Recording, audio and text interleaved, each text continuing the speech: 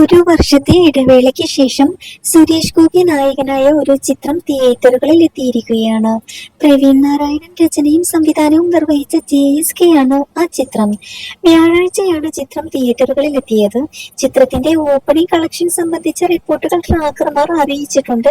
ഇപ്പോഴിത് രണ്ടാം ദിവസമായ വെള്ളിയാഴ്ചത്തെ കളക്ഷനും പുറത്തെത്തിയിരിക്കുകയാണ്.